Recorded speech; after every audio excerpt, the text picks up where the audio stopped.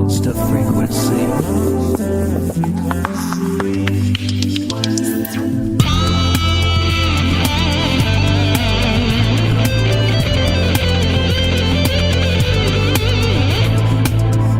Hello. Spent far too long making that introduction, but it's a very, very warm welcome to our first ever episode of the brand new Monster Frequency podcast. Welcome, welcome, welcome.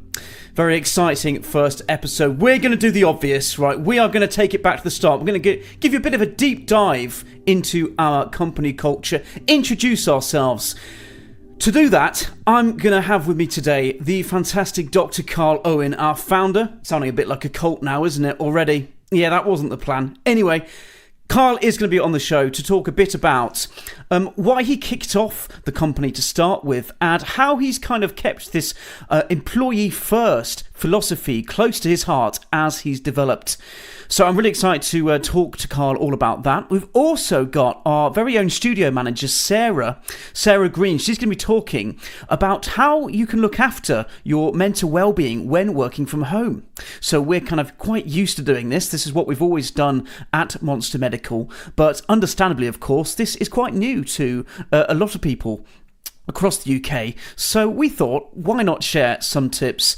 And if you're a seasoned work from home worker, perhaps, not sure how to say that. Anyway, if you're well used to it, these tips might help you out anyway, so give it a listen. And if that's not enough, because a bit of a running theme through this show is kind of mental well-being and looking after your well-being at work. So we're going to help you put together your very own happy playlist, okay?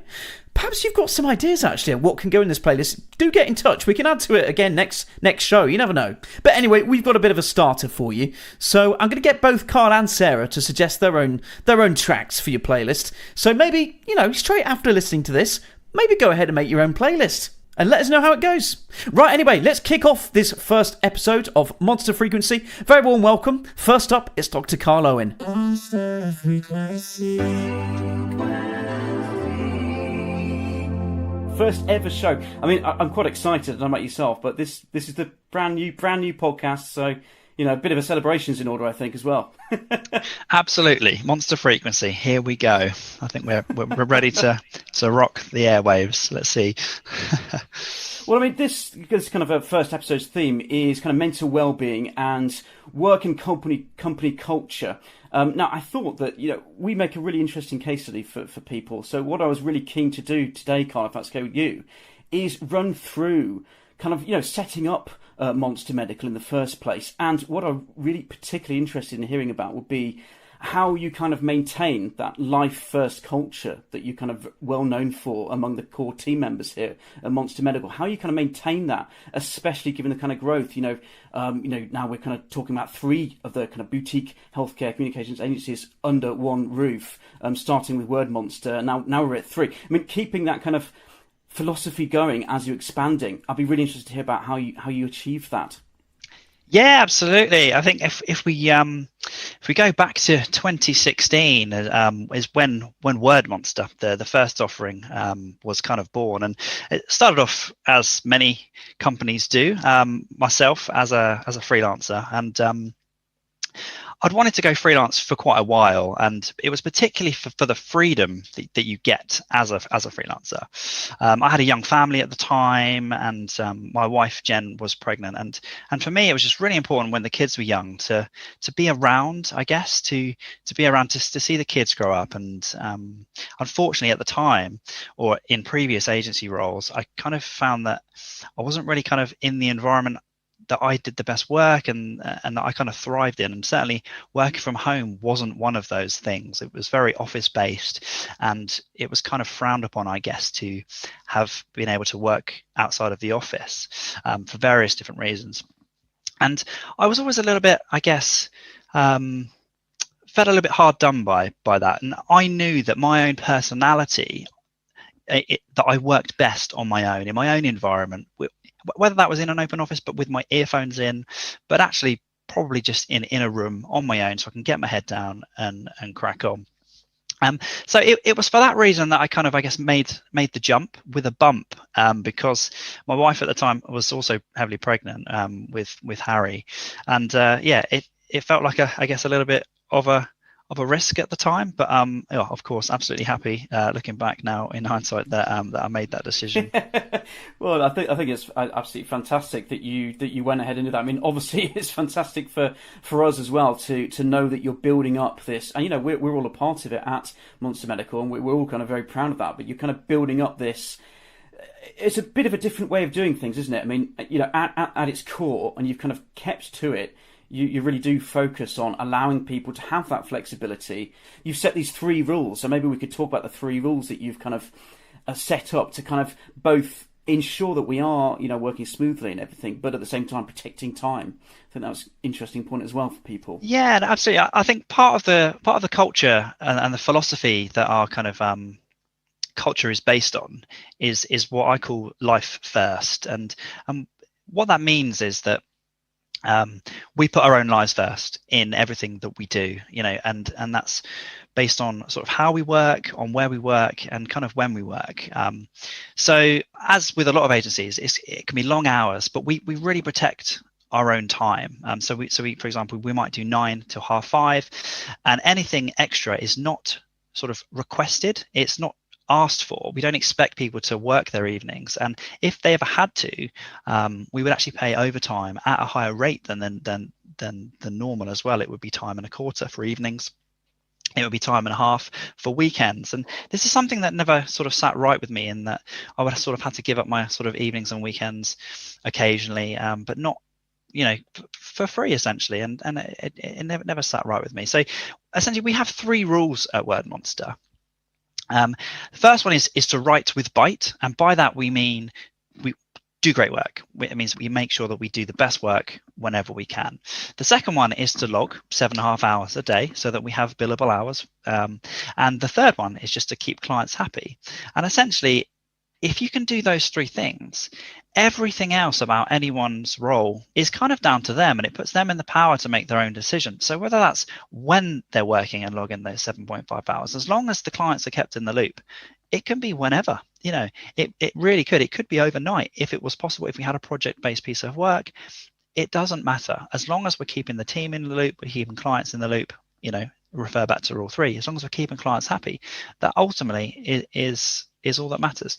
So this really offers conditions for medical writing roles that never used to exist, and still don't really exist in the same way.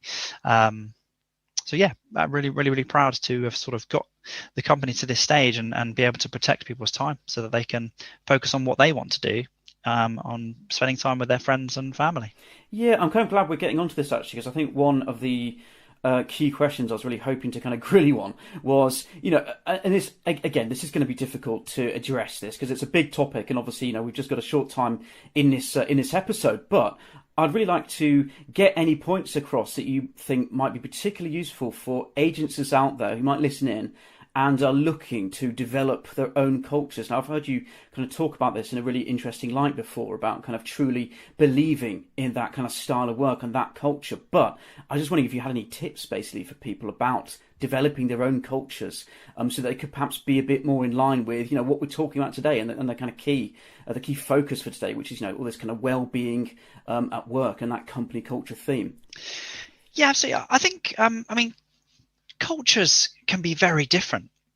I think the key to a great culture is just being honest with yourself, and it comes down to the agency leaders truly believing in that culture and style of work. So whether that's remote working, that underpins our culture. That's what we believe in. That's how we as a team and the people who work for Word Monster believe that this is the way that we work best.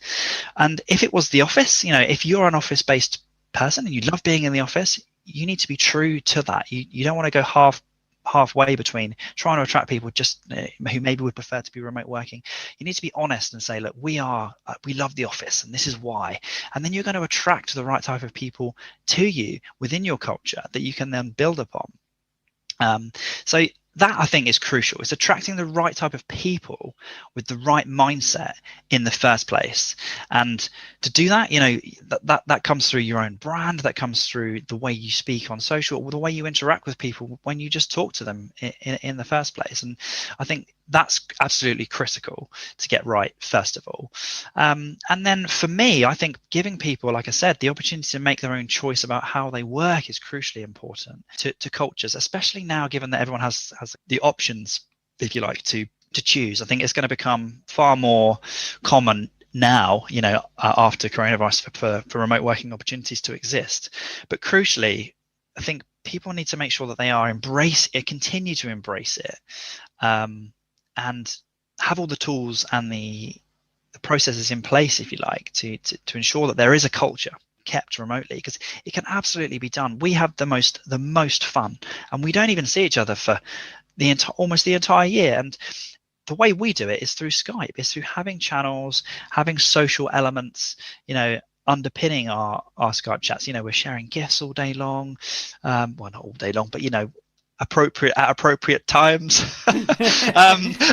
which is quite often, but not all the time, but it's just having that kind of casualness to work where people can really connect. And for me, it's that finger chatting, if you like, where our culture is built. Those true human connections are made that you obviously do make in the office, of course, when you're face to face, and you can have those little bantery, type moments. But for me, it's the Skype chat, not the face to face Zoom meetings. That's great too for other reasons. It's great to see people's faces and remember that people are still humans. But the culture for us, the critical parts comes through that casual chat over a little medium like Skype or WhatsApp or whatever thing you choose to use. Yeah, that is a really interesting point, actually, there, in terms of kind of replicating the informal elements of being in office. I mean, I guess it's easy to replicate the formal elements, as you're saying, with the kind of the Zoom calls and the meetings that might end up being a bit more formal. But you've kind of got to think about the kind of just the kind of chat that goes on in the workplace, and thinking about how to replicate that as well.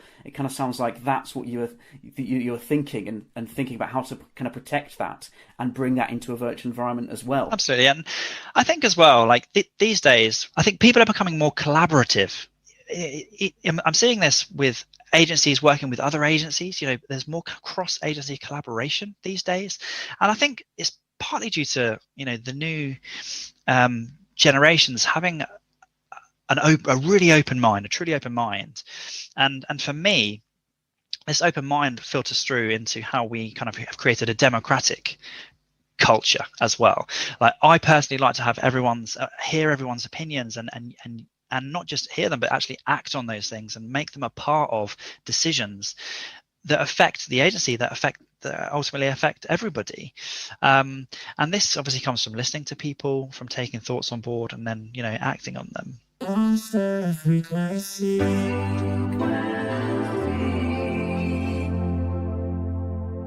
Well, thanks, Carl. We're going to come back with Carl a bit later on in this episode to talk about some of the things that agencies sometimes get wrong when it comes to their company cultures. That's coming later. But for now, I'm going to invite Sarah to the show. Sarah Green, our studio manager. Very welcome to Sarah. She's going to be talking about some tips to look after your mental well-being whilst working from home. Here she is. It's really important to ensure that you do get out of the house, you do make time to walk in nature. I mean, even those walks to the train station or to the bus stop or whatever that perhaps we would have done pre-pandemic on a commute that we perhaps took for granted, they are still, however like mundane they may have seemed, they are still really important, because you're getting fresh air, you've got a change of scenery, you might spend that time listening to a podcast, listening to music, even if it's just like interacting with your friends and like sharing a WhatsApp message or whatever. And it's kind of important that we keep up those little habits of things that we perhaps overlooked before, but actually really do contribute to, good mental health and good well-being.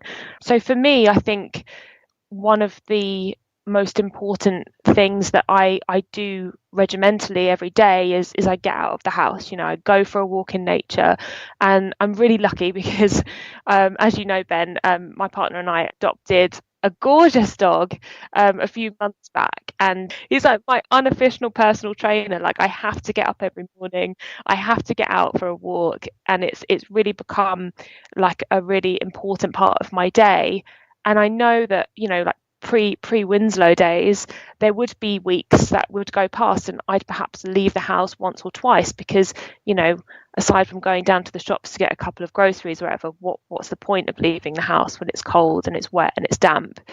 But, you know, regardless of how the weather is that day, you know, if I get out and I walk the dog and I just have those few moments where I'm in nature and I can hear the birds singing and I can see something other than my computer screen, like that completely changes up my energy. Like, I can sit at my desk and feel mentally and physically refreshed and therefore more motivated to, you know, put in a good day's work and out at the end of the day feeling like I've achieved something other than, you know, just the bare bones of working.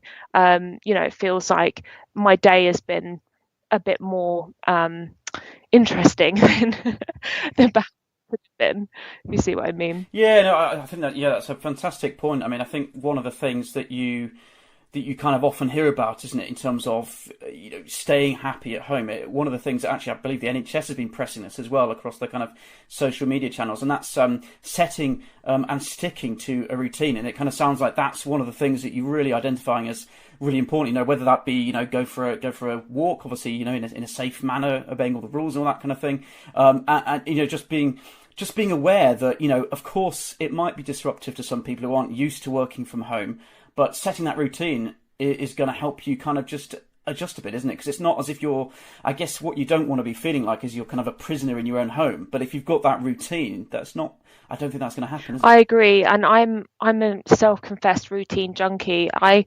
definitely felt over that kind of Christmas New Year period where we had a couple of weeks or a week or so off, you know, I actually felt really depressed because although a few days of like sitting on the sofa and watching Netflix is epic, after a while you kind of do feel like, I don't know, like, what is my purpose? I need to get up and be doing something. And I appreciate probably not everybody feels like that, but for me, like, it's really important for my well-being, like having that structure in my day and knowing that, you know, like if I get up and I get out of the house and go for a walk or a run, or I even like join a Zoom yoga class or whatever it is, it's kind of like that's a section of my day that's for me.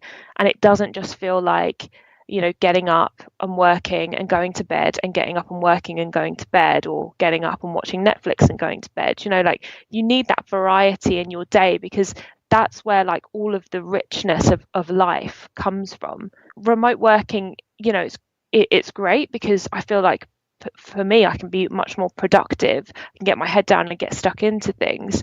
But it can also be difficult to set the boundary of like, right, I'm going to sign off now, because you might not have to like make that train or that bus home. You know, you could potentially just end up sitting there and working all on through the night and just thinking, I'll just finish this next thing off.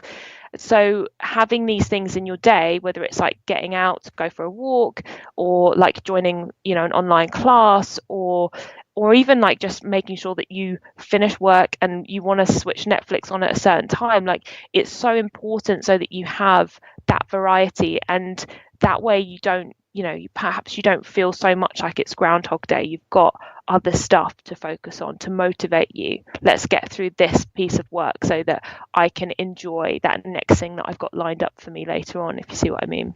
Yeah, awesome. I think that's a load of fantastic points you've made already. You know, routine really shining through as a key kind of takeaway for people. And coming on to the kind of fitness stuff that you were kind of mentioning there, I mean, it's seen a bit of a rise, hasn't it? I think in terms of people being aware that they can do that kind of thing from home. I mean, you know, the rise of Joe Wicks. You know, he's like a household name now, isn't he? You know, come from kind of a personal training background. He's making his YouTube videos, and I was just kind of going to think a good next topic for people, as I was saying at the start, might be, I don't know if you had any kind of ideas yourself on you know, things that people might try and do as a little, I don't know, a mini home workout? I mean, I know this is difficult to do, in a podcast format, but if you do have any ideas on kind of, this is a great couple of stretches to try, 10 minutes over your lunch break, whatever it is, I don't know if we could get some ideas for people. Yeah, sure. I mean, certainly one thing that I always remind people to think about during their working day, particularly when we're working from home and perhaps people weren't already set up with like a proper office desk or chair,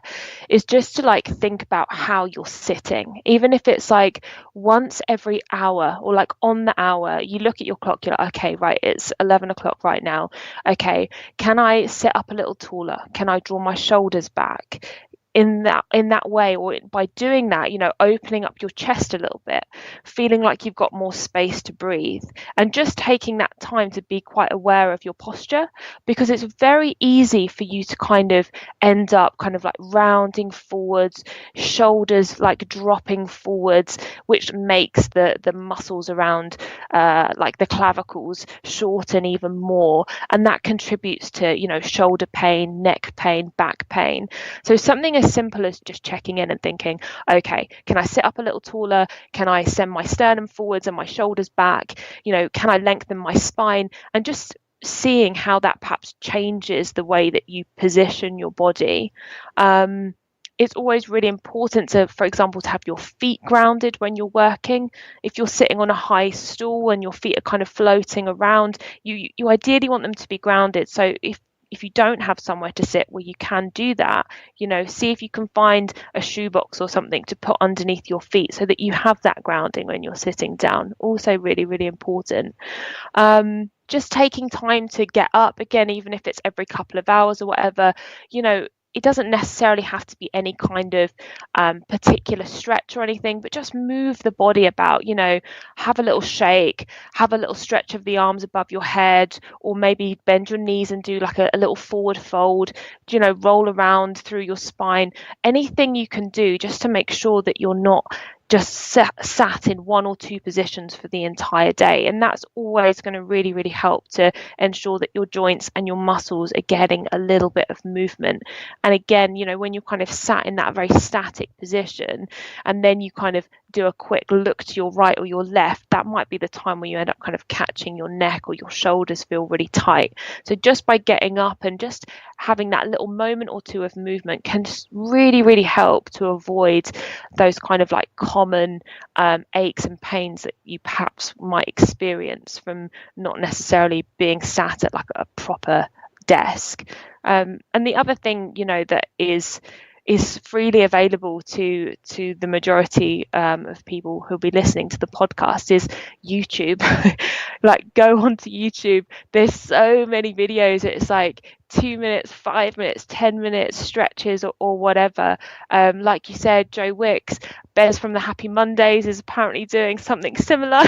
There's so many wonderful like opportunities on YouTube and on the internet. You don't even have to spend any money. You can just go on there and give things a try. And the fact that there's so much variety means that you don't necessarily have to do like a yoga stretch. It might be that you come across something else that is a bit more interesting to you. Like, I don't know, it might be like a 70s dance class or or aerobics or something you can just do to get your heart rate up, move about your energy a bit, move about your body. And that's got to be the key to just keeping everything moving, loosey goosey. Oh, thanks, Sarah. I mean, that's some fantastic ideas. I think we should try and get a bit of a hashtag trending, like dance on the hour or something. What do you think? Jiggle on the hour, yes! Dance on the hour. I think that's free to do. Love that. I think that is spot on.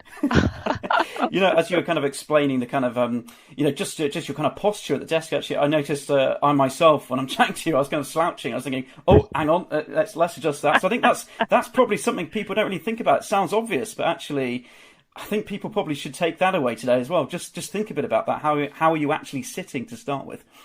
Yeah, absolutely. Yeah, thanks, Sarah. It's absolutely fantastic having you on the very first podcast, as I was saying. And I was thinking, perfect way to finish. I'm going to do this to every single guest. So you're not alone. You might be put on the spot, but I want people to go away as well with some ideas on putting together their very own happy little playlist. So have you got any suggestions for people? What tunes are going to go on your happy playlist? Oh my goodness. Oh, I'm a music lover, so this is really difficult because it's a tricky one. Do you know what? I was actually going through some of my yoga playlists this morning, and I came across Lauryn Hill, Nothing Even Matters. It's from her album Miseducation of Lauryn Hill, and it's just such a good tune. It makes me feel happy when I listen to it. It makes me feel chilled. It's a lush song. I think that would be my addition to the happy playlist. Oh, epic. Epic. Well, thank you very much indeed. Sounds spot on to me.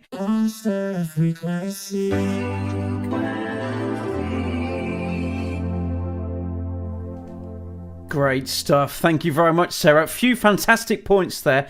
Just a kind of few key takeaways for you. Make sure that you're looking after your daily routine, getting a bit of variety, getting out the house, and don't forget just to check how you're sitting at your desk. Maybe it's time to think about doing a few stretches if you've been sitting at the desk for a long period of time. Stay active. And there we go. There is a song on the happy playlist. It's Lauryn Hill, Nothing Even Matters. Remember that, because you're going to have to add that to your playlist after listening to this episode, yeah? All right. Now we're going to go back to Dr. Carl Owen for a little bit now to talk a bit more about our company culture. Are you a serial yes sayer? You say yes too much. Might be time to change that. Here's Carl to talk a bit about it. I think what a lot of agencies get wrong is that they say yes all the time, and whether that's due to junior account managers sort of wanting to please, or whether it's financial pressures on the business, because ultimately when you have staff, you have to take on work. Of course, you need work to pay the bills. Whereas what we do is we really put writers at the center, and we'll only say yes if we're 100% sure that we can deliver it within that deadline. Most deadlines are made up, unless you've got like a symposia, like a hard deadline where you've got a symposia or a webinar or something that has a fixed date and you've sent the invites out, then you have a deadline.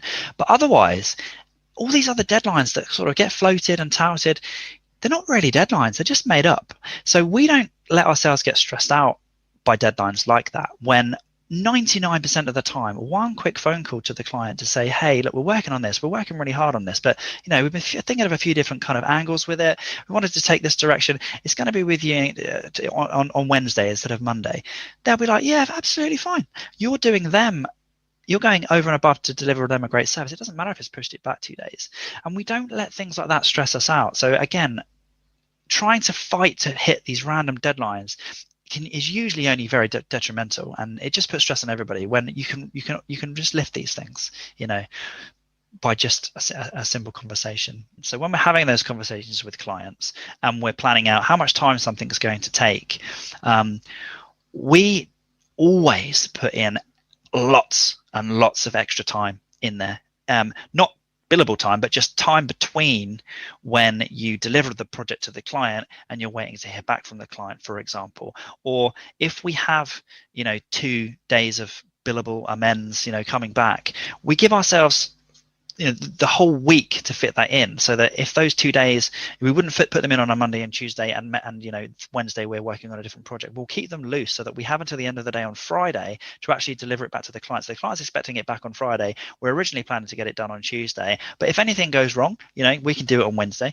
or Thursday or Friday, and if anything goes really wrong, we can just do it on Monday. It doesn't really matter. Like I've said, we're always keeping clients in the loop with expectations. And I think a part of that, you can only truly deliver exceptional client service when you are really honest and transparent with clients. And I think if you do that from the off, if you are completely open with, this is how we work, this is how we do things, they are not going to mind if the project comes back to them a few days later than they expected it. They probably wouldn't have even noticed half of the time, because they're obviously stressed out themselves and they've got a lot on their plates. So keep them in the loop, and just do your best.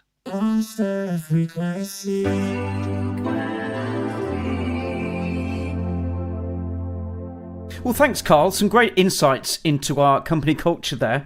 So, whether you're a small business owner yourself, or perhaps you might be a freelancer looking to branch out, I hope some of those kind of tips there might be something for you to think about. I hope it kind of helps. And don't forget, you can always come back and re-listen to this episode if you want a bit of a refresher on some of Carl's ideas there. And now, before we move on to the final part of this first episode, there is just something that we'd better do. And that is, of course, get Carl's suggestion for your happy playlist. Haven't forgotten about this. Let's find out what Carl's going to add. I listen to really depressing songs, really loud and songs, but for me that actually sucks my negative energy out while I'm writing. So I'd go for Boiled Frogs by Alexis on Fire. Oh, amazing. would be my one to get me in the zone. Excellent. Yeah. That's good.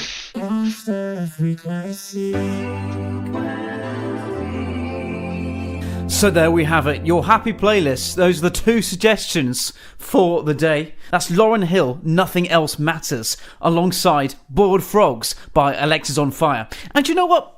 I'll add to it as well. I'm going to say anything by Rod Stewart. Pop it in your playlist. You won't be disappointed. Okay, now to close off the show, it's come to the end of the very first episode of Monster Frequency. To finish off, I'm going to finish off with this really nice bit of advice from Carl. How Carl deals with stressful situations. Might be a job interview, might be a particularly big presentation that you're running, whatever it is. Just have a listen to this tip. It might help you out. Let's finish on a bit of a nugget for you to take away from this episode. Monster Frequency.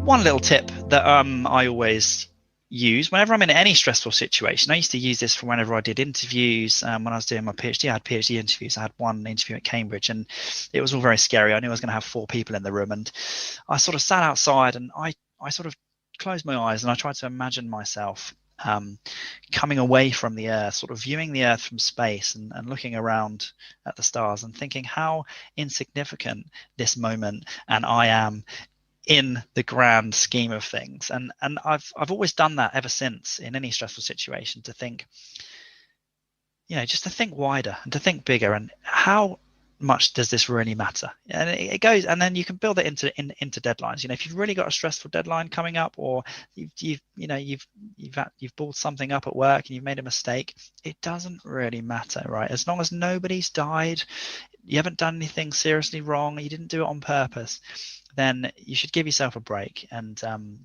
you're not going to remember it next year, a couple of years time.